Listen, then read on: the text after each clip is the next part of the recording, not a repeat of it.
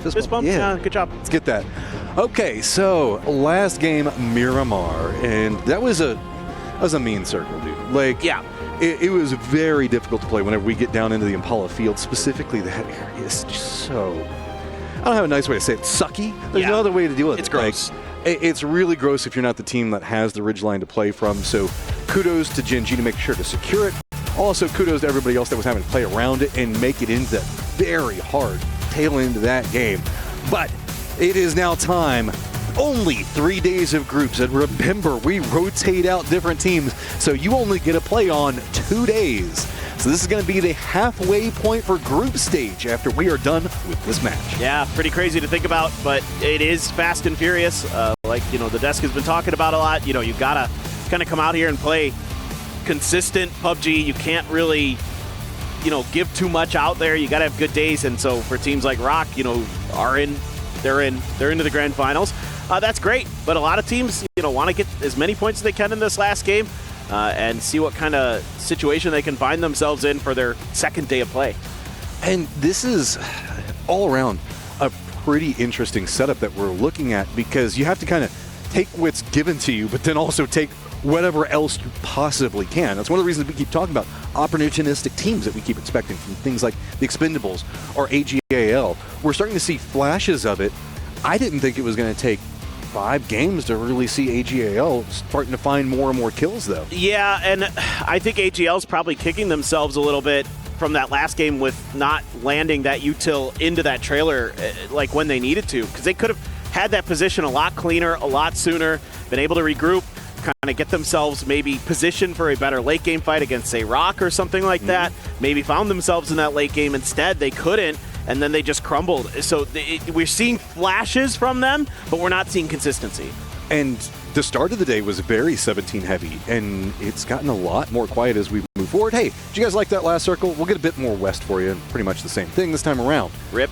So this is, well, you already know the lay of life. We're not going to break that one down again. Yeah. Toffee's hit, I respect Toffee's because he was saying, he stood by and like, I don't know if GK can do it, if they can manage to bounce back and get that many points. It's a strong squad. We know that GK is, like, Diffex has been a core component of so many fantasy rosters for so long. Yes. Picking him up, because he's just always a smart pick. We saw a very interesting set of plays wherever they were kind of stuck around AGAL and kind of were the thorn in the side that caused them to finally have to relent and lose multiple members. It's going to be very hard for GK to really kind of rally back together. It's 17 points right now. One big game could get them there, but it's going to take a massive mental. Just you got to lock in and just be like, okay, everything's got to fire together to make this happen. For sure, and you've seen it before. It happens all the time where a team has one bad day and then pops off another day. Yeah. That's totally doable. But or has a great day and then kind of collapses on the second. Exactly, but you don't want to put yourself in that position, right? You want to give yourself a strong finish here today to go into your next day with as many points as possible. Of course, like that's a platitude. You're just saying that because it's true, but it is surprising to see GK that far down. I think they can bounce back. I assume that they'll figure it out. They're given another opportunity here with the circle to try and do some damage in this game. For Falcons here, trying to not get stuck in the weeds early like they did against GSW. They're comfortable with 41, but like you said, yeah, you can have a bad day. You can't afford to at this event, but it does happen. So, Falcons still some work to do for sure. And there's an odd pressure on the Falcons. They'll all say, oh yeah, it doesn't exist and blah, blah, blah, blah, blah, blah, blah, blah. But this has been like, Riyadh has been the location where Falcons as a team have been the most consistent. Yeah. And they will say until their dying breath, oh, no, there's no pressure on us. The team, the org is not going to be putting pressure on them. But there's going to be some internal pressure where it's going to be like, this is our event. We have to make something big happen here. And yeah, 41 points feels good. Tied up with Gen.G. Weird sentence to be saying right there. But this is a squad that we know has a bigger upswing specifically at events like this. And I'm curious to see how it's going to progress moving into tomorrow. Absolutely. I think there's probably a few little things to tweak here and there for them, but overall I've been pretty happy with their game plan. I mean, that last game was just That's a weird outlier hype. It was a weird, it was a weird situation. It's an unexpected trap that GSW set up because of what happened. What you mean? GSW, totally a better team than Falcons right now, right? Yeah. 17 points, yeah. Nobody saw his face. No, but he totally believes that, I promise. Stuff like that does happen. I mean, it's part of the game. And you can scout as well as you can, but every once in a while a team's going to do something that catches you off guard. It happens to everybody, so I don't think there's anything too worried to be about. And especially the group stages, right? Because, like, weird rotations, circles, all this other stuff, they can feeling out in the lobby. Yeah. So you don't ever really count out one round whenever we're looking at this in the group stages. It's whenever you start seeing consistency across different maps of, I guess, underwhelming performance is whenever we start to get a bit worried. For sure, exactly. I mean, it's like when you have like one big game on like Erangel and then you're quiet the rest of the day. That's when I start to get concerned. Whereas Falcons have been relatively consistent. What team are you conceivably talking about that just did really well on Erangel? No, I'm not going to name any names. No. I'll give you 17 chances. I was like, I'm not taking that bait. I am not. You can if you want. I mean, I think 17 will be fine. They're generally, historically, like I've always looked at them as an Erangel team, but like when they won PGS, obviously they had to be good at all the maps. Pretty much, that's the only way you're winning an event. So it'd be cool to see them do well here on Miramar. I always feel like the Korean teams are pretty formidable on Miramar for whatever reason. Like they seem to have a good pulse on this map, whether it be historically, like T1 with Sonic as a coach. So you go back to when he was on Danawa. You just saw Gen.G there. Shout out to Sonic, we love you. If you looked at like the PNC stats, like historically, like they were the best team on Miramar throughout the history of that event. Not that means nearly that much really at this event, but it's something to consider about. I mean, I think there's something to be said about certain regions seem to have better reads on certain maps, which is kind of weird. You're saying that like Korea plays better on Miramar. I've always considered Miramar to be like the APAC map to me. Yeah. It's like foot push heavy.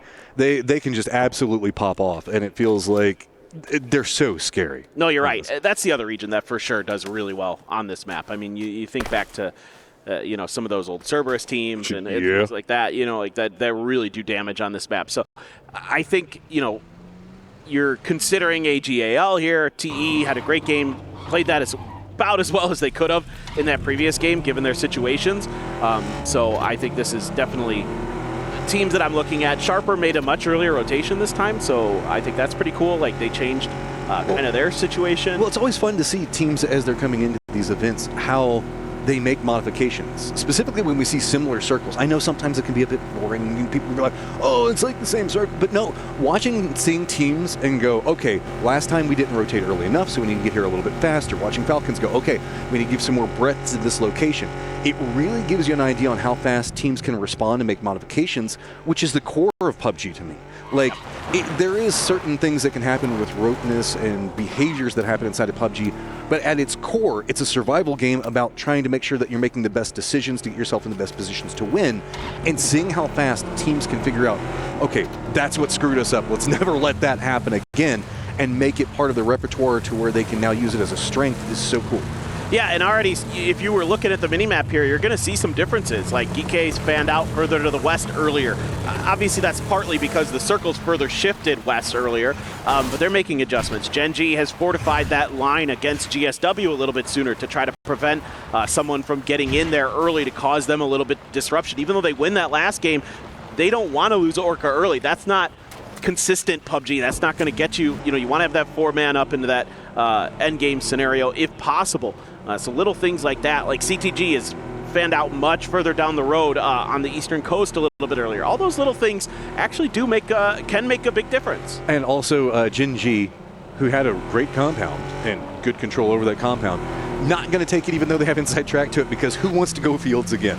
No, yeah. Like, no. We'll leave that open for now. They can get there fast if they want it. And they have control over that. Yeah. Because of the way they're fanned out. They have some control over that space. Only really Na'Vi or GSW would be able to go after it from the positions they're playing from, and Na'Vi is way happier where they're at right now anyway. For sure. I mean, Na'Vi's just doing what they did in the last game, more or less. And that's totally fine, because that compound that Na'Vi was in, if the circle ends anywhere near it, you're giving yourself a damn good chance to win a game. So absolutely just, I wouldn't change anything either. Like, what they did in that last game was fine. They got points. They're doing okay enough here. They've got 32. They can kind of keep the ship steady, maintain course. AGAL is making a much different rotation here. They're way over on the west. There was a knock on a TE, though. Actually, Tanadol from Full Sense, so a little bit of APAC on APAC action. And Tanvu actually going to be taken out here early. So the Expendables, after having such a great early game into a good late game, going to find themselves down a very talented player early. Yeah, this is... I'm curious to see how that's going to continue to play out off of it. The 2-2 split coming up from AGL, also pretty intriguing. Buriram just called an emergency pickup, but I think that they probably just found that and were probably pacing it out just in case they don't want it. Buriram is presently in the factory section of Impala, so they probably don't want to drive across Impala fields potentially, so just see if they can leapfrog over it. T1 is coming in from the south, and they're going to scoot right by a 2-2 split from BB. Circle does pop, and surprise, surprise, it goes right back to the fields. Yeah, maybe we'll get lucky on this one. Further north, a little bit.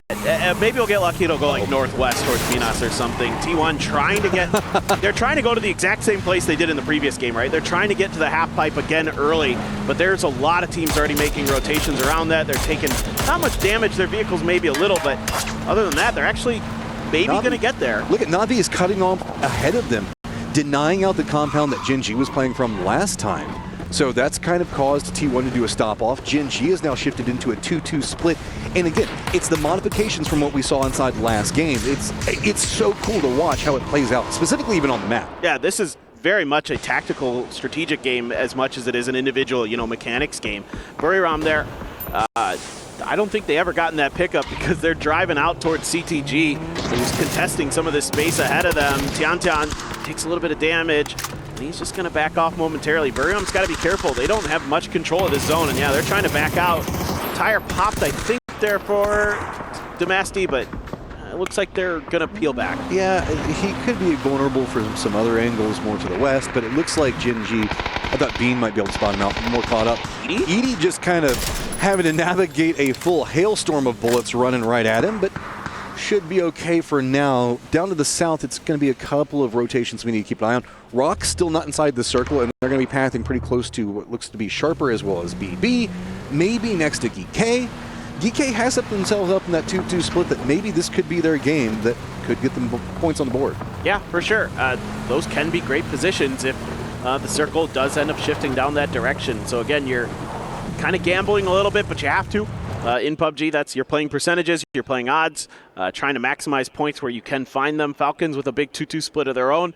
That's a big 2-2 split. It is huge, but they've got no one really near them. I mean, you have AGAL to your south, just to this compound, but you're not really heard it here first. Paper just called AGAL no one. Oh. Well, they're really spread out. I'm just making jokes. They are very spread out. They're like spread across 2 kilometers or like a kilometer or something. Yeah, you're right, though. I should clarify. When I say that, I mean, it's pretty unlikely in my mind that something is going to occur. Not that there's not teams there. Sorry, just putting words. No, it's okay. No, you're fine. No, I'm sure there's someone in chat who was like, "Well, I can't believe he said that." And I'm like, "No, you're not picking up what I'm putting down." They also have 17 that's right next to him as well, so I'm just doing it to make a joke. 17's got Cantera right now, which is going to be really big in the circle and actually give you some rotation options, but also has some vulnerabilities just due to the fact of how hard it is to control every single side of it. TE is doing a long wrap around. As we're watching Rock, how are you going to bully your way in? Or are you even going to do that? You can't technically stop here, as this hillside's going to give you some cover, but man, it is so far south. I'm not going to lie, this is a very tricky position that Rock finds themselves in. I mean, trying to fight your way to the north from this position is tough. Well, I guess they could try to wrap around the rock of Impala itself if they wanted to touch a little bit of blue zone, but then you're coming to Buriram, a CTG. 17 actually also going to call an emergency pickup. Nobody wants to deal with the fields after the last game. Be like, no, we had one, we're done. Ooh. Circle pops, moves most of the fields out. So really Gen.G finding themselves in the center of the circle again. Yeah, so Gen.G has a choice to make. Do they try to collapse onto Bean and take that very central compound, try to lock that down? Looks like that's going to be their choice. There were a few other options available to them, but I think that's very much the wisest one that they can make. Buriram is going to be able to just sit down in that factory area that they've been in for a while and kind of defend that from Sharper. Rock is going going to have to make that wide wrap you were talking about around the I mean, they don't have any other choice. And it's even suckier now because there's going to be more teams all on top of each other. Sharper's going to be rotating right into Buriram. No real options that they can do unless they want to just hang out in Impala. See how this is going to stack over to the north. GSW has been kind of bullied out by what's going to be going on with Toyo. Looks like Tombu did manage to get rezzed, so he looks like he's going to try to regroup. The rest of the Expendables are going to be just to the north of GSW, while they're going to have Falcons that are going to be back behind them. So this is everybody praying it's going to go to this kind of eastern hillside. I think the Falcons might have worked out that TE called in that blue chip. So I think they might be trying to punish TE here a little bit on the backside. Tanbu is going to land and truck stop those safely, so they actually are going to be A-okay for now. It just depends on what loot is available for Tanbu to scoop up. There's a good knock from Capitan onto Lil Ghost. He's out in the open. He is potentially done, but the smokes are blooming. See if he can get this grenade far enough downhill to connect. It is a bit of a throw. First one didn't go. Second one, I think just short. Yeah, that's so far away. Even though it is downhill and you're going to get that extra roll, extra distance, it's a little too much to ask. I mean, Xiaobei wants to get to this, but it is so scary. And it's actually going to be Na'Vi that are taking shots. Crossfire set up as, what was it, Gen.G? I think maybe they were shooting at Raining because Gen.G is going to be stacked up. They've got some T1 members that are going to be right next to them. This has all just gotten really messy as nobody wants to move into the fields itself. There you go. Whoa. That's what's going on with T1 and Gen.G is this is weird, but, you know, you're laying on top of a building. You take what you can get.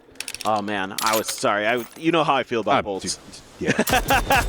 Yeah. I mean, this is awkward for Gen.G and T1, and this is kind of funny because you're seeing that this region has the exact same idea on how to play this circle. They know what compound is good, and they're willing to gamble for it. And you can take the roof here as T1, excuse me, and just kind of chill. And there's not much that Gen.G can do about it without getting some good grenades up there. Getting up on top of that roof of these firehouse compounds is difficult. So annoying. So, Falcons makes a sin right into the Expendables.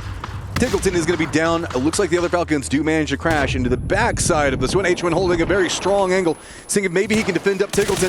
Nade's going to be coming out. Molotov actually going to be landing right at his feet. Can he get the knock? Does manage to take Glorious down. It looks like the Falcons swoop in just in time to keep Tig alive. Well, T1 actually got hit by a grenade in the meantime up on top of that roof. They're getting hit with all the util. Gen.G throwing everything in the kitchen sink at them. This is really nice stuff from Gen.G. I said it could be difficult to do. They're making it look pretty easy as Orca keeping the other teams at bay with the bolt, making sure that nobody from 17 is going to be able to get an angle into this fight. Why walk up roof when nade? You know what I mean? That's it's just true. Throw everything that you've got up there. Usually we can see T1 avoid it, but I think that there's just too many people kind of watching this because remember, Toyo does have that compound that's to the north of this. They were looking down into 17, so they should have some vision. And I think that's why we saw everybody from T1 that was kind of hunkered in at the top in that little alcove that was over there. Buriram doesn't have very many options in the circle as well. So we've got 57 still alive, and it's about to suck for a lot of teams because there is not enough space. Rock's going to be up on top of Falcons. We also have a rotate that's going to be happening where it looks like it is going to be full sense trying to see if they can get by. This is, there's just not a lot of options. Hey, BB has a good rotate option though, and it's going to be all together. Yeah, absolutely. I mean, BB, yeah, well, look, you got to try something here, and maybe you can find some level of safety because of this BRDM, like a ditch that normally would be much more difficult to get to, as CTG is out in the east there, but they're kind of on the edge of the circle trying to get themselves squared away. They had Rock up on the high ground just to their north, maybe putting a little damage in, but BB found their landing spot. A doozy has liked what he sees. Yeah. BB just used the BDRM. Yeah. I don't know why. A lot of bees. That's a lot of bees. It amuses my brain for no apparent reason. Okay, so that's what now you guys, I don't know why, but things like that happen. Okay, Gike and Na'Vi stacked up next to each other, kind of, as it's going to be extends. He's got some friends down to the south, but Gike also a bit separated out over here is fighting over a trailer that's just kind of along the edge, and this is what's going to happen whenever you move into this field area. There's just not much to work. This is so well played right now by PWD. He dodged that grenade. He avoided that initial push from Na'Vi extend. Sten's trying to hold on for dear life, trying to create some kind of beachhead here for his team. Team's just dying everywhere out on the map. Kind of what I was like thinking when we were talking about how this next circle was going to go. We had 57 players. We're going to lose like 20 or 30 here. Not too long. We are losing Geek players, though. It's actually Toyo as well getting involved, and Na'Vi has a good angle into this fight from their other players.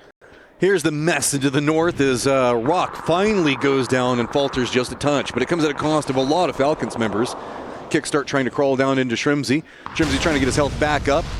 Meanwhile, this is just a catastrophe. I mean, this is just really hard for either one of these teams to hold through, and you can see pressure is just mounting up. Extends kind of no longer extended away from the rest of the squad. Well, I say that Favorist is down south, but he is going to go down, so that should be able to get flushed pretty quick. That's just going to leave Favorist way down to the south, as it looks like AGAL is going to be lined into Gen.G's position, while we still have T1 up on top of him, and maybe Burram getting involved over there too. Well, Gen.G has to retreat, try to set up some kind of safety, but they haven't completely dealt with T1, so that could be a bit of a problem for them. The good news is Burram's being a bit of a distraction here in T1. As soon as Tycon peaked, he took a bunch of damage from Type. So Gen.G just going to have to lock it down on the inside, trying to avoid some of these crossfires and other things, and just let T1 act as the fence for them, just blocking some of these other teams, doing a little bit of damage, maybe softening them up on the way in. As Burram has found a little bit of safety. Looks like Edie's gotten into the circle, and he's not taking any damage that I can see. BB team getting swung on by CTG. They're starting to fall apart. So there's 35 people alive, and there's, 11, 12 inside, right next to this compound, because this is just the focal point where everything's going to be going on. While this has all been happening, that 2-2 split from 17, it still feels pretty good. Toyo has been kind of harassing them, yes, but up to the north, they have to deal with this rotate that's coming up from FS. So really, I mean, Full Sense just got a full send, and they're going to be running right next to Shrimzy. Does he want a piece of this too? I think Shrimzy's just going to wait. I don't think they're going to pull the trigger on this until they figure out what Full Sense is doing. Maybe he can find, I don't know how many more first aids he has either. It's starting to get dangerous because he's in phase 5, only one. Yeah, this is like, he's looking for that one extra kill and then maybe go down. So here comes this last first aid. Let's see what Shrimzy can do off of it. The problem is Full Sense has had the opportunity to heal themselves up, taking a bit of a fight. Flash there on point. Flash good for 2, but Shrimzy strikes from behind. Oh, he wants it. He wants it so bad. Does get the taps in. Picks up more kills, more points for his team, sitting at 5, but he is going to go down to the blue zone. That means that Rock is out. Falcons are out. T1 still has 2 members, and they're going to be directly above Gen.G, so kind of an unofficial 5-man team. Well, Falcons got 8 kills in this game. I mean, yeah. They took out TE. They ended up tracking them down north the truck stop there and took a decent fight, I guess. We didn't get to really see much of it, but Himsey did work. Must have got, well, yeah, he has been playing great today. Yeah. He has had a phenomenal day. I mean, it's just how he is. He's so consistent. He is just a rock for that team. And, I mean, that's not to take away anything from Kickstart. I mean, H1's even been having his own pop-offs and everything else like that. It's just whenever you need a point, whenever you need to get that last shot on a player, Shrimzy just makes it happen. He is Mr. Reliable. He has just always been so damn good. And just truly a pleasure to get to watch him play, to be frank. AGL, they got some work to do now. They have to decide, do we try to wrap around Gen.G? Do we try to just fight through them in T1? Look, PNC is over. It shouldn't be on AGAL to have to push into Team Korea right now. Yeah, right? They're just all on top of each other. Well, I don't know what other choice they really have. That's it, that. Yep. 17. This is quite an interesting split they have. Hey, Himas. There you go. There you go. That could be the opener. I'd love to see this fight. Thank you so much. AGL is going to lose Hisaki, though, and Himas on this entry. Tosi and Flame are just knocking him down. Flame with the drop shot! Oh, my goodness. Flame just doing it to him right now. AGL stopped in their tracks. Tycon, the last one up, and he's being held out by T1. So the combined forces, high ground, low ground, just too much for AGAL to overcome. Dude, Flame is having a whale of a day. Where you been at, Flame? This right? is like he is just popping off for his squad today. He's playing very, very. I mean, he's one of those game PT players. So couple of years ago, there was this team, Game PT in Korea, that a lot of the players are in these lobbies now because they were so explosive individually, Heather being one of them. Toyo, in the meantime, trying to get their way into 17. What a grenade from Emmy! Oh, it does that unlock anything else out of it. The Southern duo still trying to grasp, but actually it's T1 that's taking shots into Toyo, not allowing them to get too much more. Gen.G picks up the kills on the 17 members, steals them away from Toyo. Oh, that's heartbreaking for Toyo, man. They were doing such a good job there. They were going to get themselves into a nice position in the circle, and they don't get those 2 extra points. That is absolutely brutal. And T1 continues to just play gatekeeper on top of Gen.G, and they're profiting. I mean, Gen.G is just loving this. Oh, no. And now they have to just clown, well, not full clown car. They've got 3 members in, so send through, but it looks like it's going to be mostly just Tosi taking shots. It's going to put him pretty close to change the game. Orca does finally take down Tycon, so it means that AGAL is eliminated, and Toyo is at a point where, like, just a couple points, like 1 or 2 kills right now is so big for them. Every single steal like that is just going to feel so bad. Finally, they managed to pick up another one, getting more space, starting to climb up and assault that leaderboard, trying to creep up against Burron, but Solo still just clinging to life. Yeah, good grenade there from Xiao Wu. He's got to play really solid defense here. This is a tough position to be in. Fortunately for them, that first blue zone from GSW came up short, so 17 is actually hanging on. Ooh. Stuff's exploding, but they're not really taking too much damage. Again, a lot of this util from GSW isn't getting in, and the problem is as they try to push forward, they're opening themselves up to the sidelines of the 2 Korean teams that are still sitting in that compound. Tosi throws another grenade on the roof, takes down Type. What is going on? It's just raining nades up there. Game start wins, just like, please. I mean, even Gen.G is kind of rooting for GSW right now to get those shots on the EN, but he survives. Oh, more blue zone nades. Hey, Type, come over here. I need you to crawl out of this position so that way I don't have to run into that. If anything, it does stall out, and the new circle has left this building, so while T1 has made a lot of friends, they're going to regret having to leave this building. Yeah, the kind of sad part of this situation for T1 is they probably racked up they racked up a ton of damage. Look, a lot of damage. 541 for EN, but they don't get any kills out of it. Yeah. So, not the end of the world. You're still going to have a solid day no matter what here. Tosi, no. He walked into Edie, the last one up for Burron. Chilling, yeah. He's been in this spot for a while, and he's getting a point out of it, and he's getting placements out of it. Okay, so with control over the circle right now, it's kind of Toyo. I mean, it's very weird because they're separated out. They've got the high ground-ish. GSW is kind of hunkered down because of the harassment that's been going on, but they're kind of teamed up with 17. Gen.G, T1, Burram all are trying to wrap in over into this like eastern corridor, but they're just having to scrap against each other because this hillside's kind of locked it out, and Edie finds another knock. This man is a problem. Dude, EN just jumped off the building. He's like, all right, I guess you guys have given me the opportunity, so Flame now I think might have heard the parachute pull and is just waiting to see if he can catch EN, but EN taking him on in a square fight. Edie's like, yep, my job here is done. Thank you very much. EN done. Flame, disgusting. Edie, no man kills me, only the blue zone does.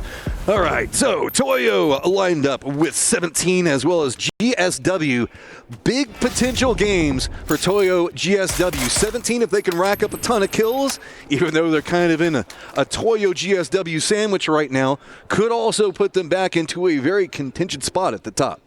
Well, you're kind of hoping that Toyo and GSW just end up kind of fighting each other here, and you're in this position where, because you're in the middle and they both have hills to play with, they're going to be doing pot shots and damage to each other that way, and you can maybe break out. Another blue zone comes up short of this shack, so 17 is also being gifted with a little luck on their side in terms of the teams not quite being able to judge their util placements properly. Toyo now has to set up with the smoke wall, trying to cut off GSW's angles as best as they can, trying to force that fight between 17 and GSW if they can. 6 kills right now for Toyo. Can sometimes play a bit passive. CC just has to brave the bullets. See if he can get the nade in onto 17. Capitan does get the knock onto 7-7. So Xiao Wu, the last one up for the time being, feels like he is going to be hunted, and he is correct. Toyo already stretching down right now, finally being a bit more aggressive. I know it's a squad that we can sometimes pick on for being a bit too passive, but it is going to be GSW that picks up both. AZ putting in more work for his squad. This guy is trying to make sure that GSW qualifies. Yeah, he really is, and they finally found their moment with that wrap from Toyo with that knock that they also found onto 17. He was able to finally get an angle into that door to bounce in a much easier grenade. So well done by them, good patience and had just enough utility to pull things off. But now with a 4v3 versus Toyo, they had to commit so much there just to get 17 out of this spot. I doubt there's a ton of util left in there. I mean, you can see CC has 3 stuns. No idea what it looks like for the rest of the team, but it can't be great. I like this, though. GSW has been playing the low side of this hill, opposing ridgeline, because Toyo's been kind of holding the high ground for so long. GSW keeps kind of like, they were messing with 17 for the longest time because they also had to deal with what was going on with T1 up on that high ground. They were locked in point. CC keeps stretching up to the north, kind of opens up that high ground position a bit more. But you can see Toyo's already kind of right in. They're waiting for it. But I love the fact that you can see that GSW is at least trying to prod different areas of the Toyo defense to try to figure out where it's going to be weakest. That's the weakness. That's a big knock. That's a really big knock because that's the forward position for Toyo, which means if they're going to get to that, they're going to have to commit resources. It's downhill a little bit from some of those other players. So it's going to expose anybody who tries to go for the res, potentially, depending on how many smokes are left here for Toyo. That is a big deal. This pretty much puts us into a locked 3v3. Rebo, I mean, Binya, he can kind of run down that hillside like you're talking about, but it just doesn't feel good. There is more cover-dependent points for Toyo, but they're more separated out. GSW does have the Wolfpack capabilities to where they can stay closer to each other, to where if something goes wrong, there's benefit. But center point control right now is definitely Toyo's. You cannot argue that. But GSW, they've been kind of fighting their way back out of this one. I mean, they were the aggressors into 17. They just got that knock. They want this, and whoever's going to win this firefight will end up on top of the other one on the leaderboard. Yeah, I don't see any vehicles available here for GSW. I still haven't seen any smoke, so I think that they're all in tatters. They have to work the terrain. So CC trying to be a little tricky here. You know, kept Emmy pinned down behind that rock, and now he's trying to see if he can maybe wrap underneath them and see if they can find a little bit of an extra angle, but these shots have to be good.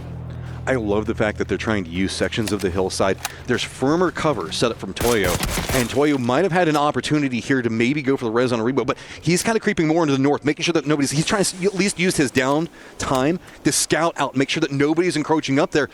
But now GSW is just locked up on top of each other, and Toyo realizes this. They're starting to set up new angles, and Capitan leading the way, getting closer and closer, trying to make this a close-range skirmish and make it painful. Make sure that the blue zone is just stacking damage and pressure right back behind GSW. GSW needs these points, so they're going to try to start pushing out. Smokes are down, stuns are through, but Capitan has AZ down. Capitan going for the flank. You do have Emmy, though, but Benja finds CC, so it's just on to Ming. Peeking both sides of the smoke. Capitan so bold on this angle. Binya spots out Ming, feeds over information. Capitan doesn't want to move just yet. Smoke's now starting to dissipate. Little cover to be had, and there you go. Toyo takes the round. What a nice end game there for them. Able to stake their claim onto that eastern edge and just box out the last 2 remaining teams, the 2 China teams, 17 and GSW, to give themselves huge points, much needed to get something going here at the very end of day number 1. And that is big. Momentum moving into the second day, picking up that last round, or at least even making it in the later stages, because GSW, they were a catalyst for a lot of stuff that was going on inside that game, so even that will feel good and stretching into the later stages, but you can see the smiles, the relief, just going, okay, maybe there's still opportunities for us on Toyo's face. Like, okay, can we get in there? Can we string this together? Can we make